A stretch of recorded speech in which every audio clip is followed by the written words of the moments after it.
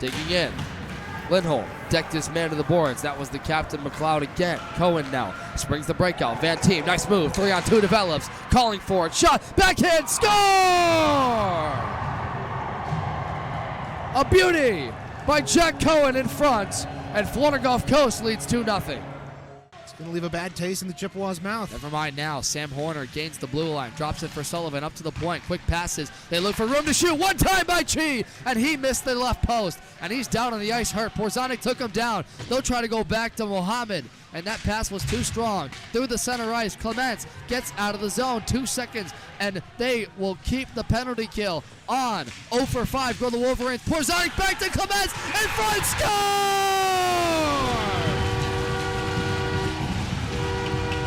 What a pass by Porzanic, and the patience by Clements puts the Chippewas in the lead.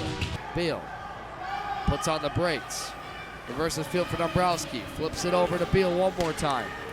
Shuffle down low across, great save. Slow from left to right. Waiting for the shot, Miller thinks about it, one-timer. Nussbaum swallows that. Once again, they cycle it up top, trying to diamond this one in. From the right side, a chance, Kinzinger stop on the goal line, another putback, Clipper, score, score, Indiana, the national championship, DiLorenzo.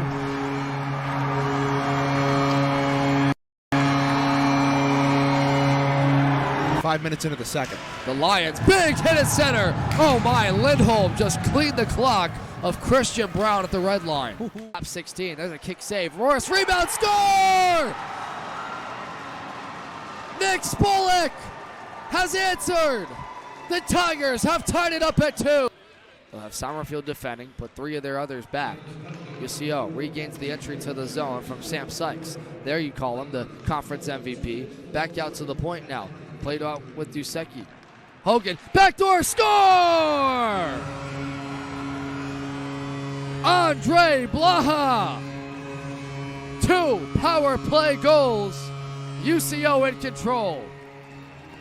Playoffs. Good evening, everybody, and welcome to Burton. My name is Devin Serra, alongside my tag team partner, Reagan Cleaves, and we're happy to bring you the playoffs right here, presented by SeaMitchIceHockey.com. Now, Reagan, these two teams, if you've been following us for the last week, have known each other very well. Michigan got the first win on their home ice 4-2. Then Central on senior night got the upset over Michigan 4-2. So now we get this series at 1-1 apiece. It's do or die for both in the playoffs. Yeah, it's the rubber match here this afternoon. We're back with you for the post-game show as Central Michigan and Sam Zabelson have just knocked off the number 13 team, Michigan, on home ice.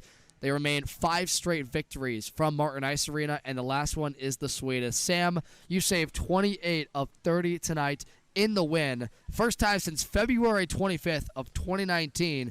Chippewas have beat the Wolverines in regulation. Thanks to you. Heck of an effort, my friend. Thank you. I appreciate the compliments. 2-1, the score. Indiana leads, scoring in the final 44 seconds from none other than Zach Hardy. A tip shot from the point goes in.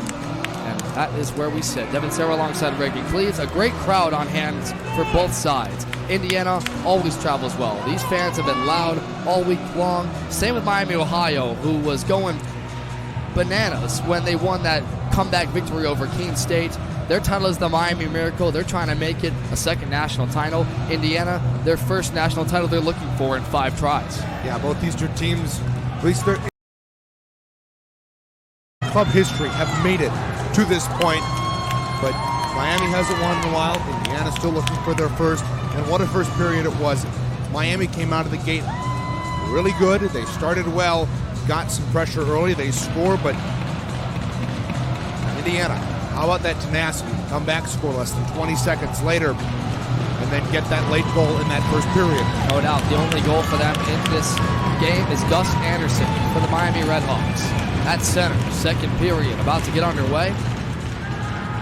The face-off is won by the Hoosiers. Over the red line, tipped onside, played with Ethan DiLorenzo, a third-team All-American out of the Southeast, and he had a third-period hat trick versus Michigan State in their 7-3 victory. This one up left wing, sharp angle shot, kicked off the back of the goal mount. Half wall, skated out by Michael McCormick. McCormick has been one of the best. I talked to his sister, who's running the social media for them on Instagram and X. Go check it out. Miami Club Hockey, they have been terrific with some cool hype videos. They had a recap video of all of their games, and they keep doing a great job in building their brand. Pinned to the boards. McCormick finished the check on his man as the puck spun around to the slot. Now over the blue line, carried by Indiana. Red line chance. Shot in. It's offside as the streaking far side man was Will Jeremy. Jeremy on the far side can't keep the blue line. He's in way ahead of the play. And it's another faceoff. And Devin, you and I saw throughout the M1 tournament, throughout the M3 tournament, throughout this tournament, it's been offsides that can kill rushes. It can kill momentum in a game. And it almost happens there. Look out. Chance in tight. Racing to that puck was Chambers. He couldn't get the shot off. Now it comes. Kissinger, I think, got a piece of that one. Dombrowski was the man in the slot trying to block. Indiana on the cycle. Up at the point. Rims it high to low on the cycle. Now they keep it with Luke Slavin. This side of the ice. Up top to Hardy. Slid across at the point. And Myers thought about putting that out in center. He elected to go along the far board. This puck up for grabs to the right post. Chipped out and cleared by Tyler Bell. The man with it is Andrew Douglas. Now it's sent back the way by Jack Rock. One of those goal scorers yesterday. He was on the power play.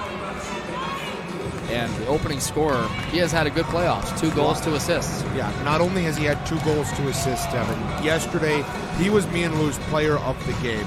We had him blocking shots. He was making plays, especially late in that game against Florida Gulf Coast. He gets an assist on the empty netter to seal it. He was sacrificing everything in that semifinal yesterday, and expect him to do the same today. And we're talking about that game against Lindenwood, the second straight year that they win over the Lions, this time on their home soil. And Lindenwood, a lot of good seniors on that team, ousted by what is today a redemption story for Indiana. You know, they made that semifinal last year, tied it up late with the help of Aiden Simino, and then they ran into a hot goaltender for Iowa. There's a paddle save made by McCaskey wide on the deflection. Now Bell keeps the play going. Dombrowski to the slot, shot on net, save, rebound, kicked him. Douglas could not stuff it. Sharp angle try, Frattle off the backside. Once again put through center, and now out to the neutral zone goes Indiana. That's great work by McCaskey. He gives up the rebound, but is quick to use his goal paddle, sweep it away to the corner. Andrew Douglas trying to reclaim the breakout. Dumps at the red line, goes off for immediate changes.